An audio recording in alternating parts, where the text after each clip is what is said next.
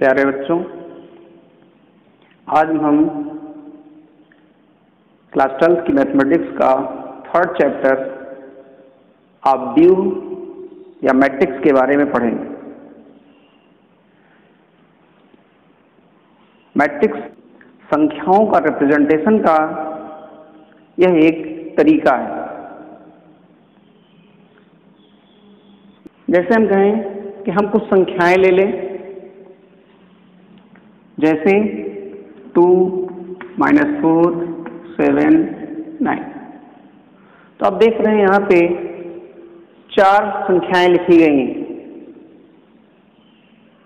इन 4 संख्याओं को हम कुछ इस रूप में लिख सकते हैं।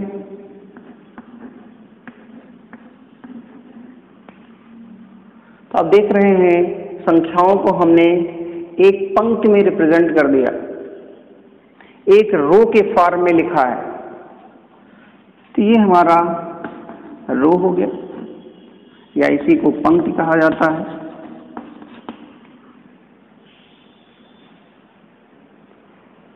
इन्हीं संख्याओं को हम कुछ इस ढंग से भी रिप्रेजेंट कर सकते हैं।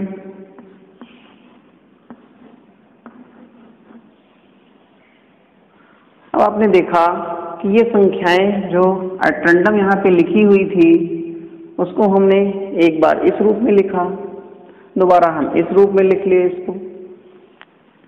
तो यहाँ पे आप देख रहे हैं कि 2 पंक्तियां हो गई, R1 और R2 के रूप में हमने इसको रिप्रेजेंट किया। ऐसे ही इन नंबर्स को हम कुछ इस रूप में भी लिख सकते हैं।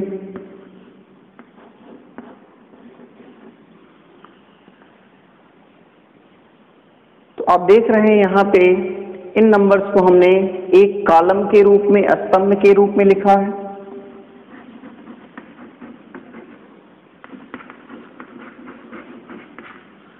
स्तंभ के रूप में लिखा है।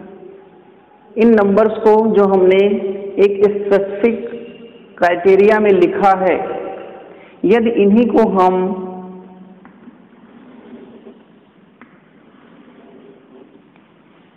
स्क्वायर ब्रैकेट में बंद कर दें,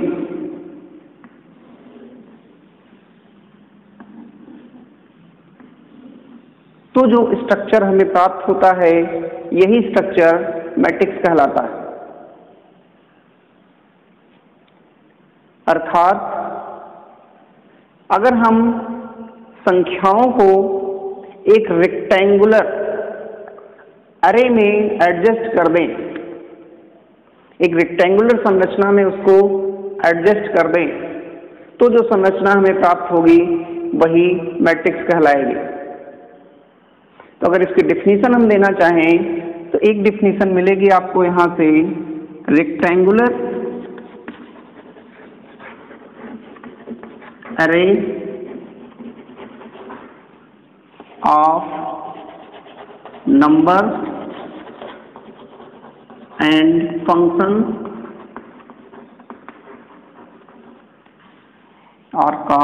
is called matrix।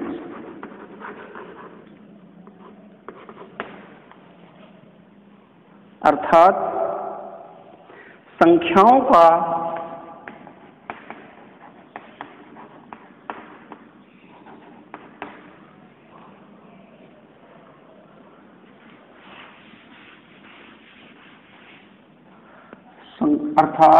संख्याओं एवं फलनों का आयताकार व्यवस्थापन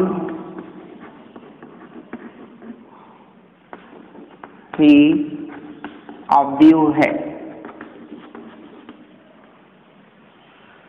तो आपने देखा कि ऑब्ड्यू और कुछ नहीं है, यह कुछ संख्याओं या फलनों, नंबर सब फंक्शंस का एक रेक्टेंगुलर अरेंजमेंट है, केवल अरेंजमेंट है। किसी मैट्रिक्स की कोई न्यूमेरिकल वैल्यू नहीं होती है। किसी भी मैट्रिक्स की कोई खुद की न्यूमेरिकल वैल्यू नहीं है, यह केवल एक व्यवस्था है। जैसे हम कहें कि किसी क्लास में बच्चों को एडजस्ट कर दिया जाए, सीट पे बैठाया जाता है, तो वह एक बैठक व्यवस्था होती है, ना कि उस क्लासरूम का कोई क्वांटिटेटिव मान होता है।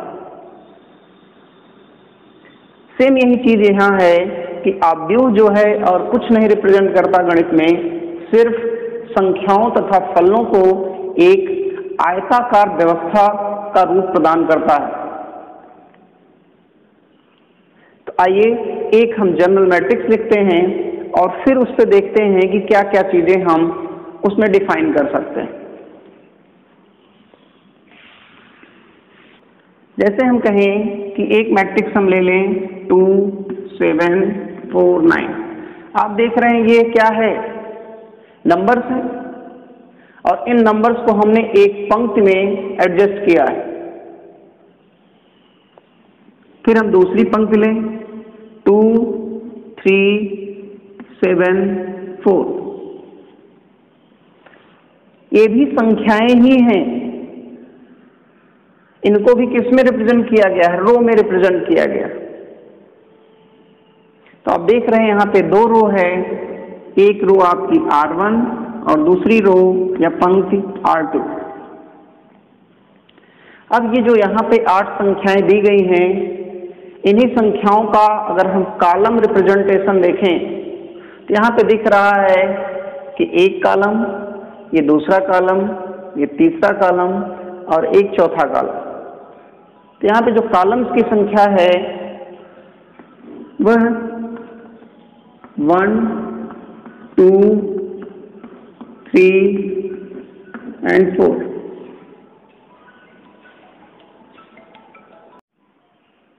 तो यहाँ पे हम देख रहे हैं कि कॉलम, इन्हीं नंबर्स को हमने 4 कॉलम में रिप्रेजेंट किया है और सेम वही संख्याएं हैं जिन्हें हम 2 रो में रिप्रेजेंट किए। तो यह जो अरेंजमेंट है आप देख रहे हैं कि एक आयत के आकार का है। यदि हम इसे स्क्वायर ब्रैकेट के अंदर रिप्रेजेंट कर दें तो यही नंबर का जो अरेंजमेंट है यही आपका मैट्रिक्स हो जाता है। और इसके अंदर विद्यमान जो ये अवयव आए हैं, इसके अंदर विद्यमान ये जो संख्याएं हैं, इन संख्याओं को ही हम एलिमेंट ऑफ मैट्रिक्स कहते हैं। इसके अंदर जो विद्यमान संख्याएं हैं या इसके अंदर विद्यमान जो फंक्शंस होंगे वे सारे के सारे क्या कहलाएंगे, एलिमेंट्स ऑफ दिस मैट्रिक्स। एक चीज इसमें और डिफाइन होती है, ऑर्डर ऑफ मैट्रिक्स।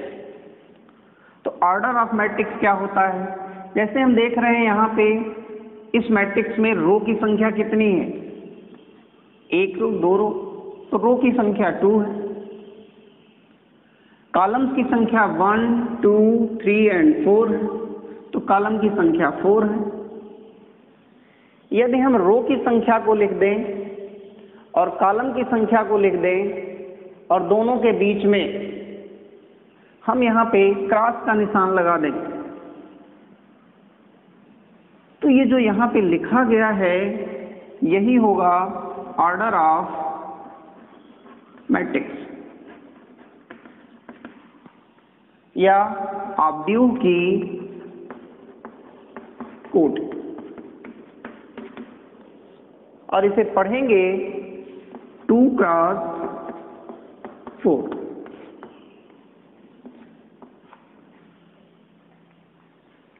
लेकिन ध्यान रखिएगा कि ये 2 क्रॉस 4 कोई क्वांटिटेटिव वैल्यू नहीं है। ऐसा आप नहीं कह सकते हैं कि ये मैट्रिक्स दी गई है, इसका ऑर्डर कितना है, तो आप कहते हैं 2 × 4 लिखा गया है तो 2 को 4 से गुणा करके 8 बता दें। ऐसा नहीं है, इसको बताने का तरीका है, यही इसका स्टैंडर्ड लिखने का है, इसको हम कहेंगे 2 क्रॉस 4। जब हम किसी को बताएंगे कि यह मैट्रिक्स 2x4 की है, तो अगर वह मैट्रिक्स के बारे में जानता है तो निश्चित तौर पे वो समझ जाएगा कि 2 उसमें रोज की संख्या है और 4 उसमें कॉलम्स की संख्या है। तो ऑर्डर हमको यह बताता है कि किसी मैट्रिक्स में कितनी रोज हैं या कितने कॉलम हैं। नेक्स्ट हमारा होगा कि जो एलिमेंट्स लिखे गए हैं इनको हम साइन कैसे देंगे, कैसे चिन्हित करेंगे कि कौन सा है, किस पोजीशन पे है। तो जैसे इस 3 को ले लें हम, अगर हम 3 को कहेंगे तो क्या कहेंगे, किस पोजीशन पर है। यह पोजीशन होगी सेकंड रो में और सेकंड कॉलम में। आप देख रहे हैं 3 की पोजीशन कहाँ है, सेकंड रो में है और सेकंड कॉलम में है।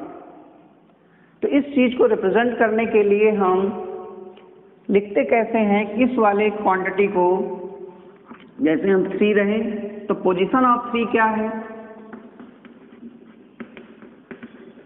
Position of 3 is in second row and second column. यह सेकेंड रो में है और सेकेंड कॉलम में। लेकिन इतना डिटेल में हम लिखेंगे नहीं।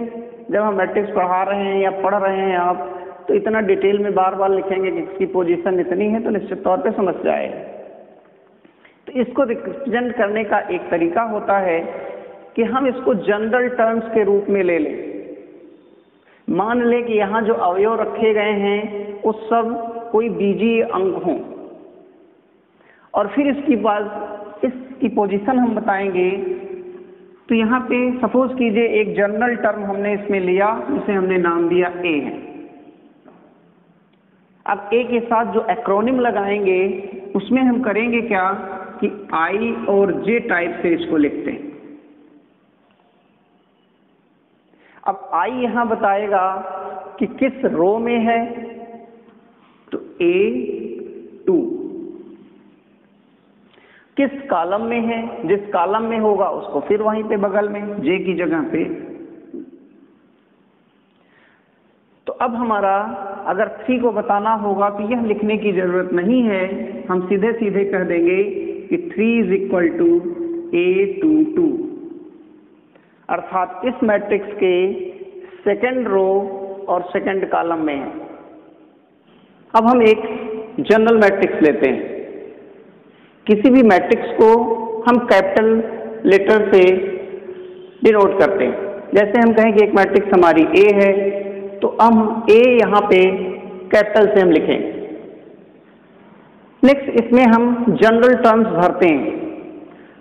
निश्चित तौर पे इसमें अगर ये फर्स्ट रो है तो रो की संख्या पहले लिखी जाएगी, और ये फर्स्ट कॉलम है तो फर्स्ट कॉलम हो जाएगा। तो इसको हम लिखते हैं A11, A12, A13 and so on A1J।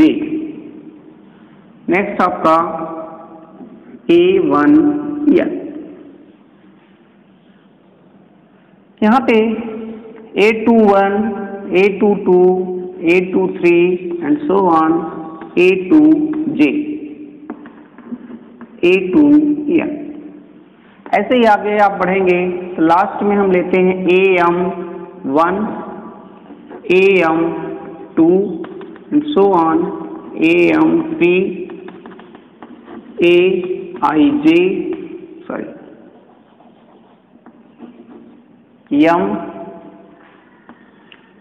J and so on AM। इसमें एक हम जनरल पद लिख रहे हैं। A1 से लेकर के ये पहली पंक्ति थी, दूसरी पंक्ति थी, ये यमवी पंक्ति है। इनके बीच में अगर हम एक जनरल पंक्ति लिखें तो इसे हम नोटेशन दे सकते हैं कि AI1, AI2, AI3 and so on AIJ, AIN I N. यह एक जनरल मैट्रिक्स हमने लिखी। इसमें आप देख रहे हैं पंक्तियों की संख्या कितनी है। तो पंक्तियों की संख्या जो यहाँ पे नंबर्स दिए गए हैं, फर्स्ट एक्रोनिम दिया गया A11 में जो पहले लिखा हुआ है यही पंक्तियों की संख्या है, और जो बाद में लिखा गया है ये कॉलम की संख्या है। तो यहाँ से अगर हम पंक्तियों को देखें तो आप यहाँ से लेके चलेंगे तो 1 2 3 4 and so on up to m। तो पंक्तियों की संख्या, नंबर ऑफ रोज कितना इसमें है m, और इसमें कॉलम अगर हम काउंट करें तो 1 2 3 and so on up to n तक जाएंगे। यहाँ पे हो जाएगा नंबर ऑफ कॉलम्स m। यदि नंबर ऑफ रोज m है, नंबर ऑफ कॉलम n है, तो निश्चित तौर पे ऑर्डर ऑफ मैट्रिक्स हो जाएगा m क्रॉस n।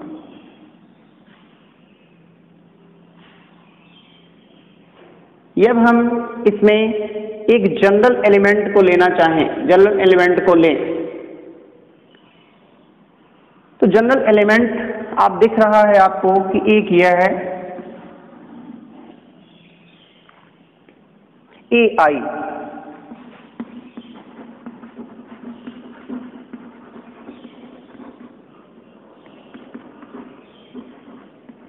AIJ, जहां पे I रिप्रेजेंट कर रहा है कि यह एलिमेंट किस रो में है।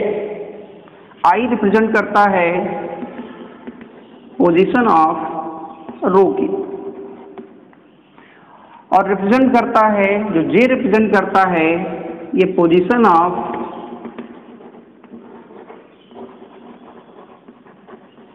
Column represent. J किस स्तंभ में यह अवयव स्थित है उसको बताता है, और I बताता है कि यह जो एलिमेंट है किस रो में स्थित है।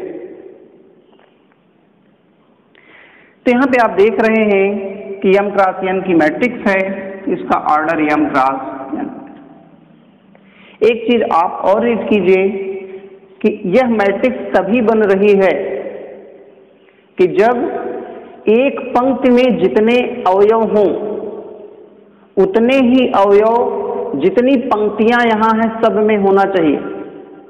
जैसे हम एक उदाहरण लें कि यदि हम कहें कि 2 3 4 9 7 3, तो यह निश्चित तौर पे एक मैट्रिक्स है, क्योंकि इसमें जितनी पंक्तियां हैं सारी पंक्तियों में अवयवों की संख्या बराबर है, एलिमेंट्स की संख्या बराबर है, और जितने कॉलम हैं प्रत्येक कॉलम में अवयवों की संख्या बराबर है। यदि हम कहें कि कुछ इस ढंग का एडजस्टमेंट कीजिए और आपसे पूछा जाए कि क्या यह मैट्रिक्स है, तो निश्चित तौर पे यह मैट्रिक्स नहीं है, क्योंकि पहली रो में तो कितने अवयव हैं 3 एलिमेंट, और दूसरे मैट्रिक्स में केवल 2 हैं, ये स्थान खाली है। तो कहाँ ये रेक्टेंगुलर हुआ? इसका अगर आप शेप सही सही देखेंगे कि रेक्टेंगुलर अरेंजमेंट ना हो करके कुछ इस ढंग से बन रहा है।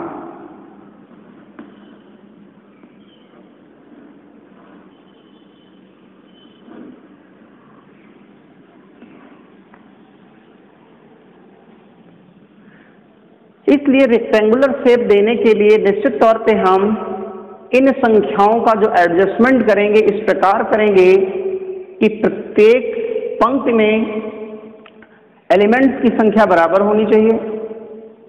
दूसरी चीज है प्रत्येक कॉलम में एलिमेंट्स की संख्या बराबर होनी चाहिए।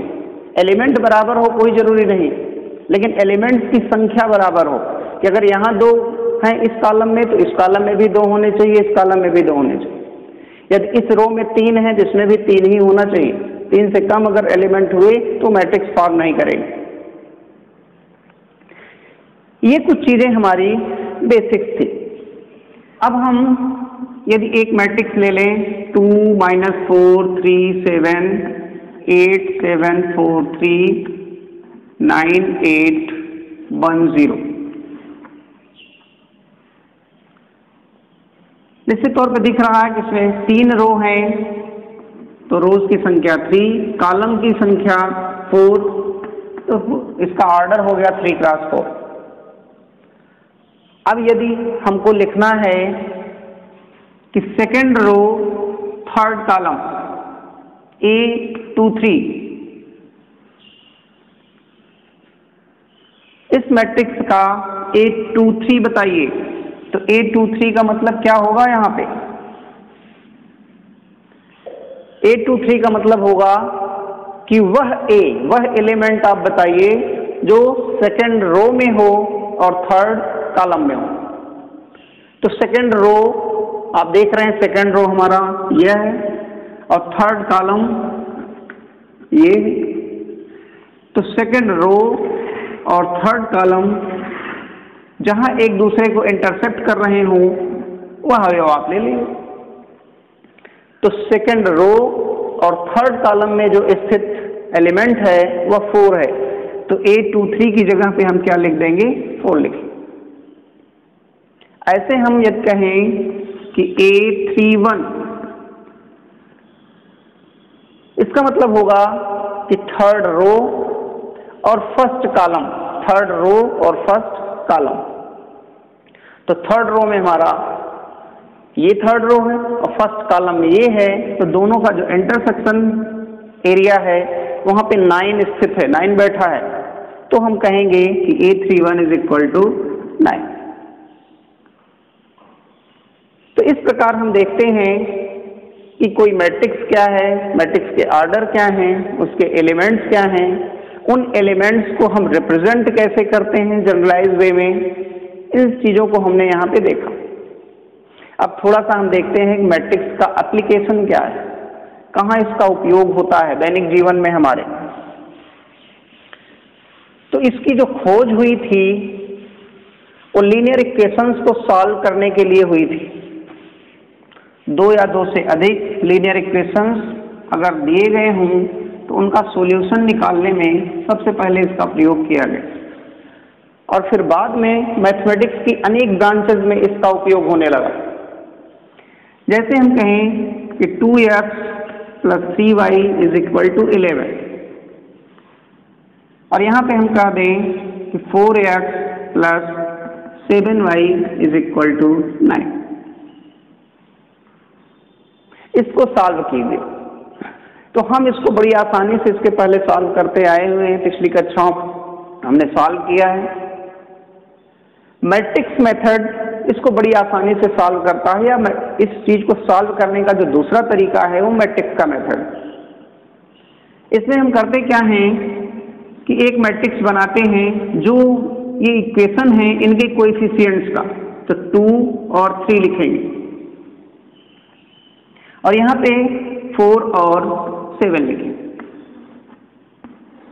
तो एक मैट्रिक्स ये बन गई। दूसरी मैट्रिक्स हम इसमें इनके वेरिएबल्स को लेंगे। तो वेरिएबल जितने हों, x और y हैं, 2 हैं, तो x और y के रूप में हम एक दूसरी मैट्रिक्स फॉर्म करेंगे। और एक तीसरी मैट्रिक्स यहाँ पे बनाते हैं कि जो यहाँ पे लिखी हुई संख्याएं हैं, इक्वलिटी के राइट साइड में लिखी गई संख्याएं हैं, उनकी एक मैट्रिक्स हम अलग से फॉर्म करते हैं। इसके बाद हम अपना ऑपरेशन वैसे ही ऑपरेट करेंगे जैसे इसके पहले हम प्रीवियस क्लासेस में अपनी अलजेब्रा में करते थे। जैसे अगर हमें इसका सॉल्यूशन निकालना हो, 2x इज इक्वल टू 6, तो हम जानते हैं कि इसको सीधे x निकालने के लिए 6 में 2 से डिवीजन कर देते हैं, लेकिन वास्तव में यह ऑपरेशन इस ढंग से नहीं किया जाता। इसको करने का तरीका है कि ये दोनों इक्वल हैं, तो अगर हम इनमें किसी इक्वल क्वांटिटी से डिवीजन करेंगे तो संख्याएं तब भी बराबर रहेंगी। यहाँ पे हमने इस वाले को हम 1/2 से मल्टीप्लाई कर देते हैं और यहाँ पे 6 को भी हम 1/2 से मल्टीप्लाई कर देते हैं। अगर दोनों संख्याएं यहाँ बराबर थी तो सेम क्वांटिटी का दोनों तरफ अगर गुणा हुआ है तो क्वांटिटी चेंज होनी नहीं है। और यहाँ देख रहे हैं जब इसको ओपन करेंगे तो इधर x हो जाएगा, और यहाँ से जब ये कट करके कितना आ जाएगा, 3 आ जाएगा। अर्थात हमने यहाँ पे किया क्या कि जो नंबर थी k into x is equal to, suppose कीजिए यहाँ पे r रहा हो या c रहा हो, तो हमने x कैसे निकाला, x is equal to c into k inverse कर दिया। ये काम यहाँ पे किया गया है। अब यही चीज हम यहाँ पे करते हैं। अगर यह एक मैट्रिक्स है और यहाँ पे x एंड y हुआ, यहाँ पे एक दूसरी मैट्रिक्स आपकी दी गई है 11 9 करके। अब अगर हम A के इनवर्स को हम ऑपरेट करा दें तो यहाँ पे A inverse A x y आ जाएगा, और यह जो वैल्यू आएगी यह कितनी आ जाएगी आपकी 11 9 A इनवर्स। अब इन दोनों मैट्रिक्स का गुणन आगे हम चल करके देखेंगे कि मैट्रिक्स का गुणा कैसे होता है, वो सारी चीजें ऑपरेट की जाएंगी, या इनवर्स कैसे निकाला जाता है मैट्रिक्स का, ये आगे के चैप्टर्स में आपको मिलेगा। मैं सिर्फ यह बताना चाह रहा हूं कि एक्स वाई कैसे सेपरेट हो जाएगा इस ऑपरेशन में। तो यहाँ पे आप देख रहे हैं कि A इनवर्स A, यहाँ पे हमने क्या किया था कि 1/2 इंटू 2, आप जानते हैं कि 1/2 है क्या, 2 का इनवर्स है, और जब इन दोनों को मल्टीप्लाई किया गया यहाँ पे, यह आपका 2 हो गया, यह 2 इनवर्स हो गया। जब दोनों को मल्टीप्लाई किया गया तो वैल्यू कितनी आई थी, 1 आई। तो यही चीज हर जगह होता है कि आइडेंटिटी में आ जाएगी, और जब आइडेंटिटी से किसी चीज में गुणा करेंगे तो ये जो वैल्यू आती है वो सेम वही वैल्यू आ जाएगी एक्स वाई। तो इधर एक मैट्रिक्स आपकी मिली एक्स वाई, और दूसरी तरफ जब हम इसको यहाँ से मल्टीप्लाई कर देंगे तो यह जो वैल्यू देगा वह भी कुछ इसी फॉर्म में लिखेगा। हम यहाँ पे P और Q लिख दे रहे हैं, और यहाँ से आप कंपेयर तब कर लेंगे कि x का मान यह होगा और y का मान यह होगा। किंतु अभी इसमें हमें कई चीजें जाननी होंगी। ये किसी मैट्रिक्स का हम इनवर्स कैसे निकालेंगे, और किसी मैट्रिक्स को हम दूसरी मैट्रिक्स से गुणा कैसे करेंगे। आगे वाले टॉपिक में हम इस चीज को पढ़ेंगे। मैंने एप्लीकेशन बताया कि एक एप्लीकेशन इसका यह है कि लीनियर इक्वेशंस को कैसे सॉल्व किया जाता है। इसका दूसरा एप्लीकेशन है ऑपरेशन रिसर्च वगैरह में यूज होता है, मैथमेटिक्स की ही ब्रांच है ऑपरेशन रिसर्च, वहाँ पे गेम थियरी या ट्रांसपोर्टेशन प्रॉब्लम्स में होती। जैसे हम कहें हम 2 शहर ले लें, ये कुछ शहर हैं, 4 शहर हम ले लेते हैं, A, B, C and D। अगर यहाँ से यहाँ आने का एक रास्ता है, यहाँ से आने का एक दूसरा रास्ता है, यहाँ से आने का एक तीसरा रास्ता, यहाँ से यहाँ जाने का एक रास्ता है, यहाँ से यहाँ जाने का एक रास्ता है, यहाँ से यहाँ जाने का एक रास्ता है, कुछ ऐसा। इन शहरों को जोड़ने वाली ये सड़कें हैं। अगर हमको यह बताना हो कि एक शहर से दूसरे शहर तक जाने में कितने रास्ते विद्यमान हैं, तो ऐसे आप बताते रहेंगे कि यहाँ से 3 है, फिर यहाँ से 2 है, यहाँ से 1 है। इस ढंग से आपको लैंग्वेज में बताना पड़ेगा। लेकिन इसी चीज को हम बहुत आसानी से मैट्रिक्स के रूप में रिप्रेजेंट कर सकते हैं। जैसे हम कहें कि हम यहाँ पे A, B, C, D शहर ले लें, और यहाँ पे भी हम A, B, C, D शहर ले लें। अब A से D तक जाने के कितने रास्ते हैं, या A से A तक जाने के कितने रास्ते हैं, ए से 1 तक जाने के कितने रास्ते होंगे? 0 रास्ते, क्योंकि वहीं पे हम स्थित हैं, तो कहाँ जाएंगे? ए से बी तक जाने के कितने रास्ते हैं? आप देख रहे हैं ए से बी जाने का रास्ता केवल एक रास्ता है, तो यहाँ पे 1 हो जाएगा। ऐसे ही ए से सी तक जाने का कितना रास्ता है? ए से सी तक जाने का 1 रास्ता है। ए से डी जाने का कितना रास्ता है? तो ए से डी जाने के आपके पास 1 रास्ते हैं, 2 रास्ता है और तीसरा रास्ता है, 3 हो जाएगा। अब बी से शुरू करिए। बी से ए जाने पर कितने रास्ते हैं? बी से ए जाने का 1 रास्ता है। बी से सी जाने के कितने रास्ते हैं? बी से बी जाने के तो 0 हो जाएंगे। बी से सी जाने के कितने रास्ते हैं? 1 रास्ता है। बी से डी पहुंचने के कितने रास्ते हैं? 1 ही है। ऐसे ही हम सी को ले लें। सी से ए तक जाने के कितने रास्ते हैं? सी से ए जाने का केवल 1 रास्ता है। सी से बी जाने का 1 रास्ता है। सी से डी जाने का 1 रास्ता है। और सी से सी जाने पर 0 रास्ते हैं। सी से डी जाने का 1 रास्ता।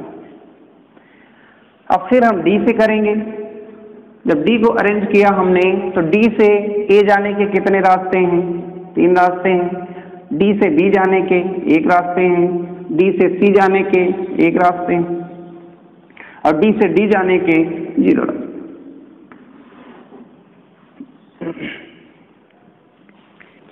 यहां पे हमने देखा कि यह जो लैंग्वेज में बताया जा सकता था, उसको हमने एक न्यूमेरिकल वैल्यू देते हुए एक एडजस्टमेंट किया इन संख्याओं का। अब यदि कहा जाए, एक मैट्रिक्स लिख दिया, अभी भी ये मैट्रिक्स फॉर्म, ये जो हमने लिखा केवल आपको समझाने के लिए, वास्तव में जब इसका मैट्रिक्स रूप लिखेंगे तो ये सब मिटा देंगे। जब ये मिट जाएगा, तो अगर कहीं पे यह मैट्रिक्स दिया गया हो 0 1 1 3 1 0 1 1 1 1 0 1 3 1 1 0, अगर इस ढंग से कोई मैट्रिक्स लिखी हो और कहा जाए कि यह ए बी सी तथा डी शहरों में एक शहर से दूसरे शहर तक जाने वाली मार्गों की संख्या को रिप्रेजेंट करता है, तो फिर अब आपको यह बताने की जरूरत नहीं है कि ए से डी जाने के लिए कितने रास्ते हैं। तुरंत आपके दिमाग में आएगा कि ए से डी जाने के कितने रास्ते होंगे? 3 रास्ते। तो जो कॉम्प्लिकेटेड लैंग्वेज में लिखी गई भाषा थी, उसको हमने एक मैट्रिक्स के रूप में लिख लेंगे। इसी प्रकार हम कोऑर्डिनेट्स को रिप्रेजेंट कर सकते हैं। जैसे हम कहें, कुछ पॉइंट्स ले लें, 2 3 4 9 -2 3 0 7, ये कोऑर्डिनेट हैं इन पॉइंट्स के। अब अगर हम चाहें तो इसको मैट्रिक्स के रूप में लिख सकते हैं। जैसे हम कहें कि ये 2 4 -2 0 3 9 3 7,